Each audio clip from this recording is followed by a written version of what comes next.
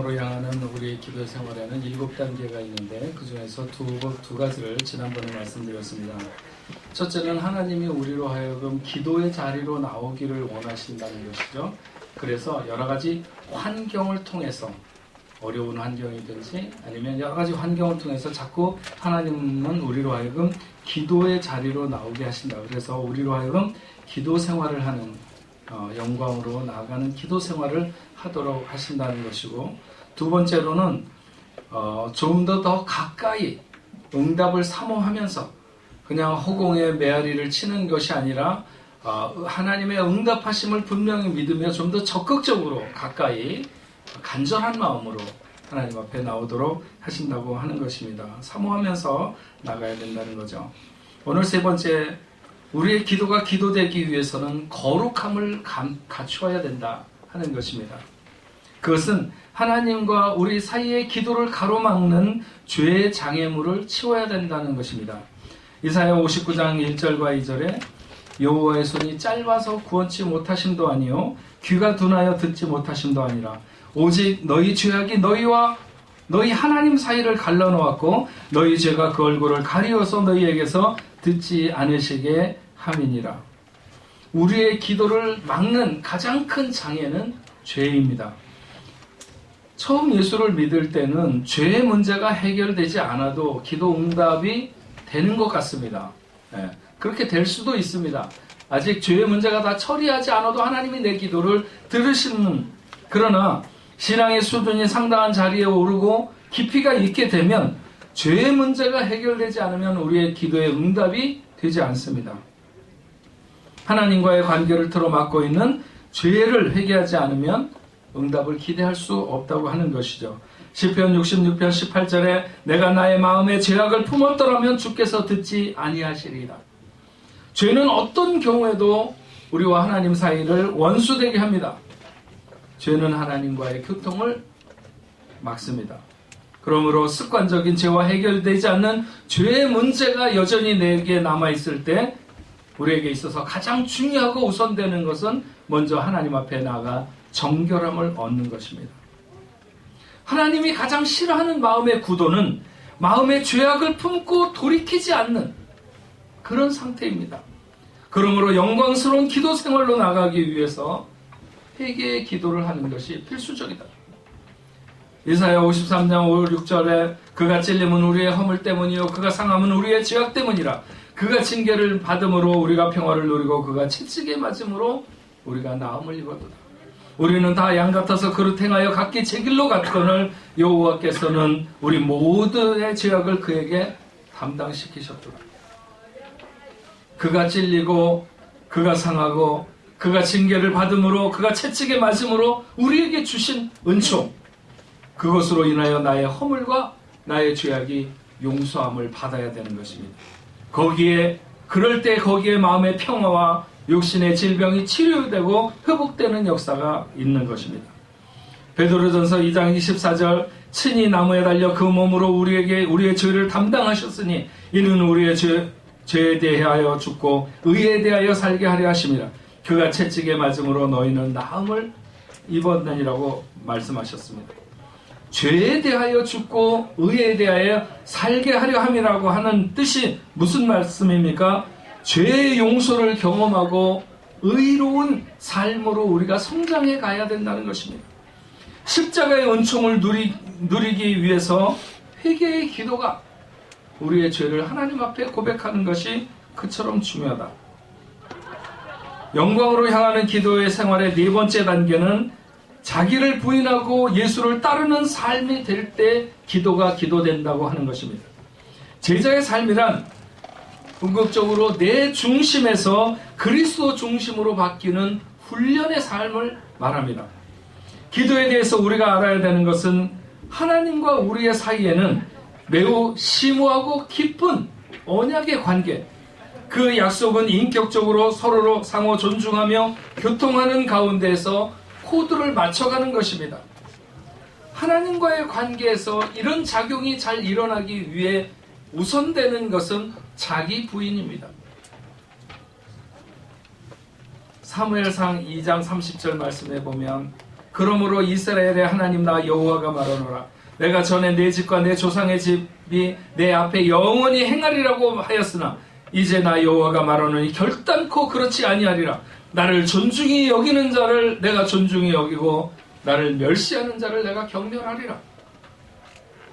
하나님은 우리와 인격적인 관계를 원하십니다. 그래서 우리가 하나님을 존중히 여기는 것만큼 우리는 하나님으로부터 존중히 여김을 받을 수 있습니다. 엘리 제사장은 하나님을 멸시했습니다. 그가 나는 하나님을 멸시한다고 말한 적은 없지만 그러나 자녀들이 그 하나님 앞에서 범죄했을 때 바르게 가르치지 않았습니다. 다윗과 사울은 동일한 죄인입니다. 그러나 사울의 가정은 망했고 다윗의 가정은 흥했습니다. 둘 다 이스라엘의 40년간 이스라엘을 다스린 왕이었습니다.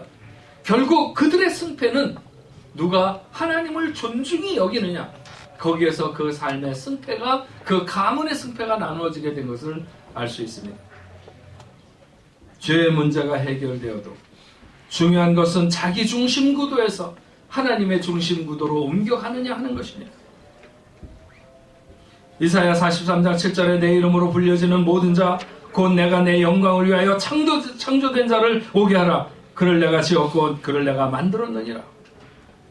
하나님의 이름으로 불려지는 모든 자들, 곧 하나님이 지으신 자들은 무엇을 위하여 살 것인가 하는 것이 중요합니다.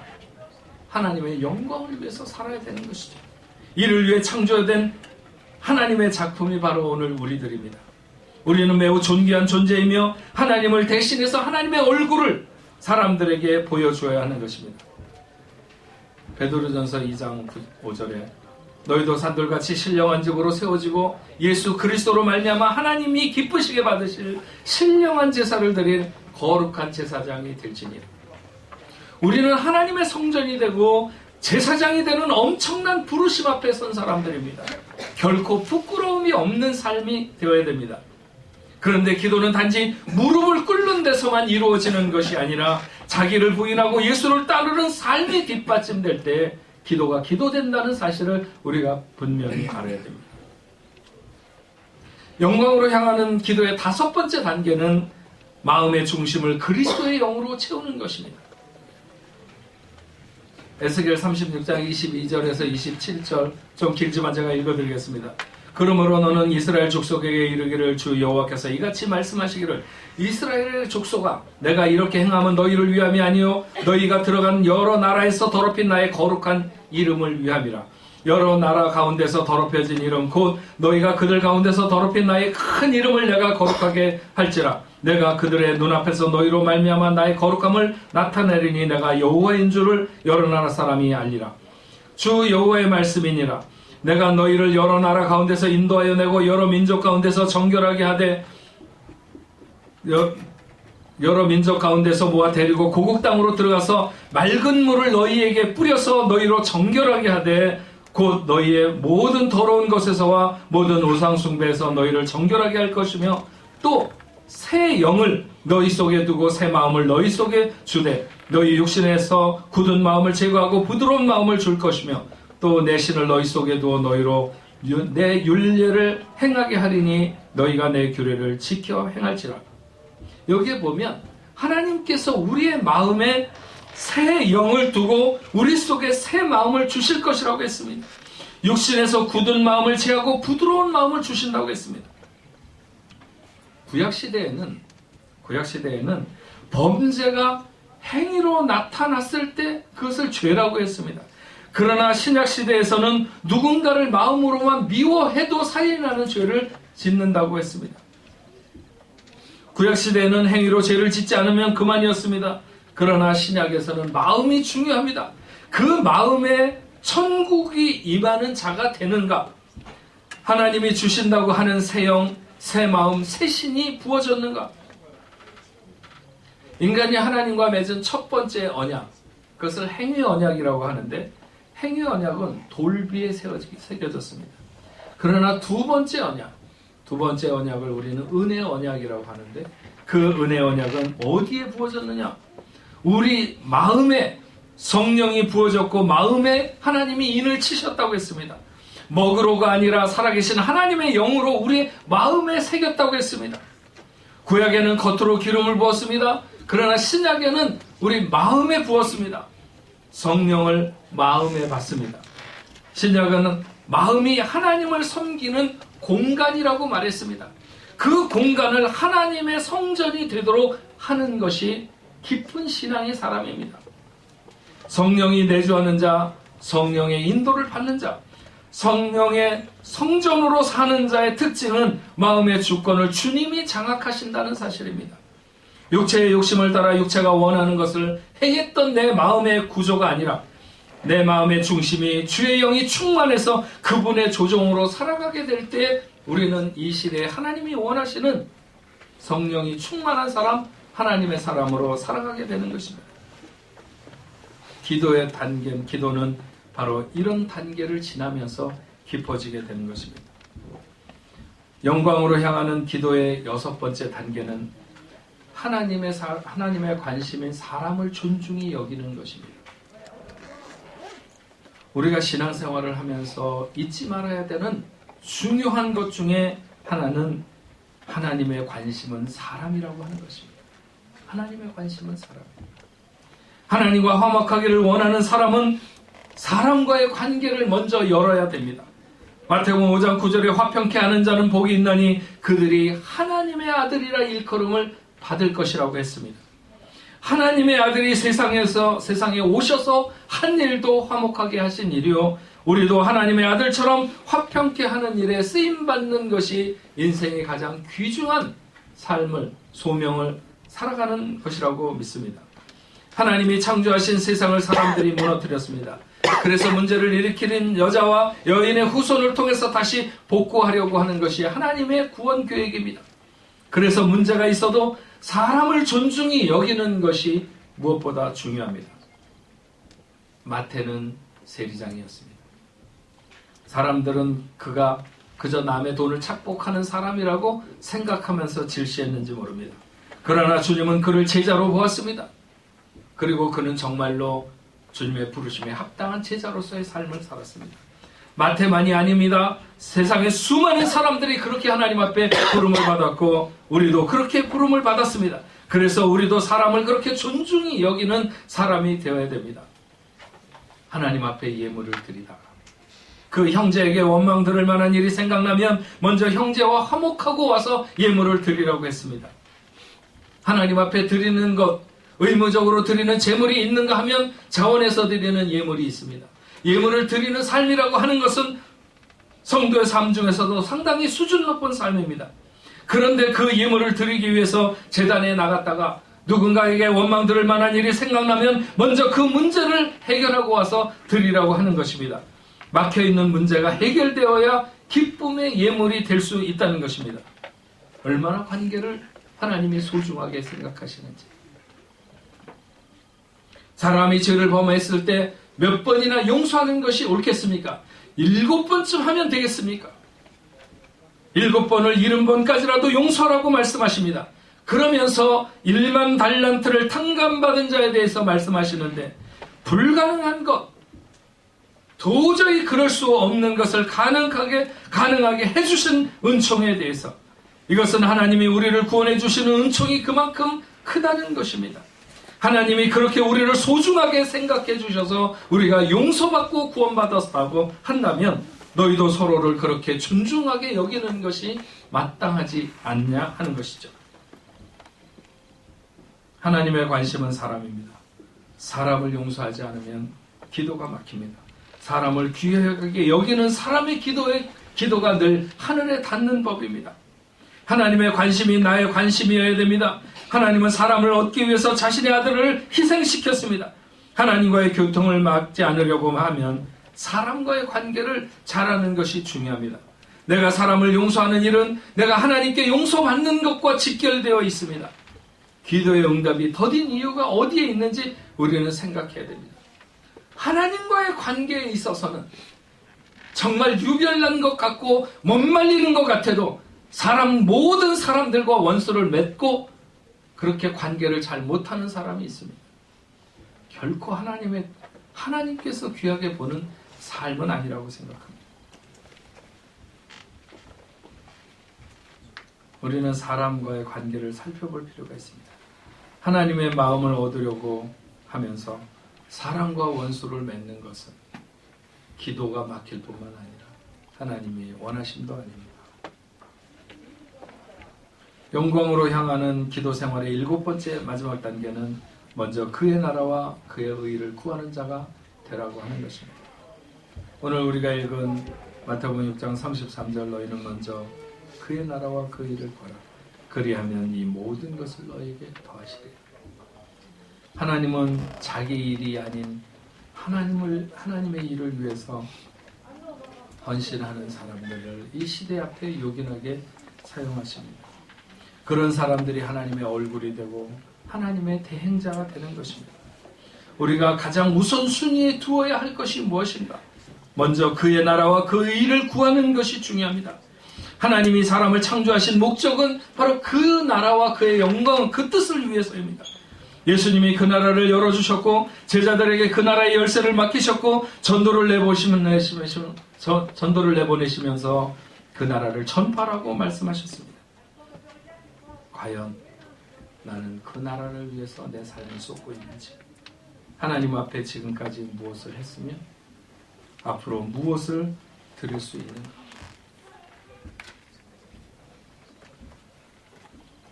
여러분 단기 선교를 위해서 기도하고 계신가요? 네, 나랑은 별 상관없는 것 같은데 이렇게 생각하시지 않을까요?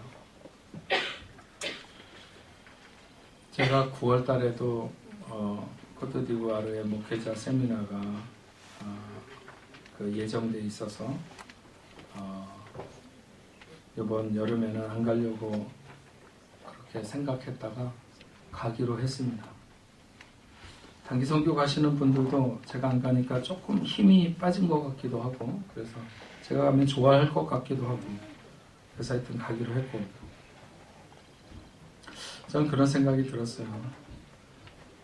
선교에 내 삶의 시간을 묶어둔다고 하는 것이 얼마나 귀한가. 그래서 놓치고 싶지 않은 마음도 들고, 사실 저희 집사람에게 이번에 갔다 오라고 그랬었어요. 빨리 결정을 안 해서 그냥 제가 가기로 했습니다. 우리가 내 삶의 시간을 어떻게 배열하는 게 좋은가? 내가 가진 것들을 무엇을 위해서 사용할 것인가? 하나님은 지금 이 시간 내게서 무엇을 가장 원하실까? 기뻐하실까? 지금 내 삶에 그의 나라와 그의 뜻이 얼마나 들어와 있는가? 이런 생각을 하면서 오늘을 살아가는 삶이 되는 것이 중요합니다. 천국은 침노하는 자가 빼앗는다고 했습니다. 하나님의 나라와 그 뜻을 이루기 위해서 가장 놓치지 말아야 하는 보물을 차지하기 위한 몸부림으로 오늘 우리는 살아야 될 줄로 믿습니다. 항상 시간이 주어지지 않습니다. 오늘이 내가 헌신할 수 있는 가장 좋은 시간이고 유일한 시간이라고 오늘 우리가 생각하고 살아야 됩니다. 그리고 우리의 기도 생활도 마치 침노하는 자와 같이 그렇게 기도해야 됩니다. 그리고 그 기도가 영광으로 향하는 기도가 되기 위해서 오늘 여러분들에게 말씀드린 대로 거룩함을 위해서 죄를 자복하고 자기를 부인하고 예수를 따르며 마음의 중심에 예수의 영으로 충만하게 채워서 사람을 존귀히 여기며 그 나라와 그 의를, 그 뜻을 구하는 삶을 살게 될 때 오늘 우리는 기도의 능력 있는 사람이 될 것이며 또 하나님의 영광을 선포하는 그런 존귀한 삶이 될 줄로 믿습니다. 우리 뽕네부부의 사랑하는 성도 여러분들에게 이렇게 정말 기도 생활에 있어서 지난 한 5시간 말씀드렸는데 기도 생활을 잘해서 하나님 앞에 영광 돌릴 수 있는 여러분 되시기를 주의 이름으로 축원합니다. 기도하겠습니다. 하나님 아버지 감사합니다. 그렇습니다. 우리가 이 땅에 살아가지만 우리를 당신의 그 피로 사신, 값주고 사신 그런 우리가 되었기에 우리는 먼저 그 나라와 그 의를 구하는 삶이 되는 것이 마땅한 것을 오늘 다시 한번 말씀을 통해서 배우며, 우리가 기도를 통해서 살지 않으면 이 시대에 당신의 뜻을 헤아려 알 수 없음을 잘 압니다. 우리가 정말 하기 싫은 일을 하는 것처럼 겨우 주일날 한 번 나와서 하나님 앞에 예배하는 것으로 우리가 하나님의 자녀인 것, 그것은 하나님이 우리를 자녀 삼았다기보다 우리가 하나님을 우리 하나님으로 삼는 것 같이 그냥 내 마음대로 조종해서 살아가는 것은 아닐까. 오늘 다시 한번 말씀 앞에 깊이 내 마음과 내 삶을 비추며 주님 앞에 돌아와서 열심을 회복하게 하시고 좀 더 담대함으로 하나님의 뜻을 행하며 살아가는 저희가 되게 하여 주옵소서. 오늘 이 시대에 얼마나 많은 사람들이 하나님을 떠나 있는 것이 무슨 관계가 있겠습니까? 내가 하나님 앞에 똑바로 서 있는가 하는 것이 중요한데, 하나님 오늘 우리가 이렇게 영광으로 향하는 기도의 생활에서 승리하게 하시고, 그럴 때 우리에게 맡겨주신 세상을 향한 사명을 감당할 수 있는 줄로 믿습니다. 우리 복내부교의 성도들에게 이런 놀라운 은혜를 허락하여 주옵소서. 감사드리며 예수님의 이름으로 기도합니다.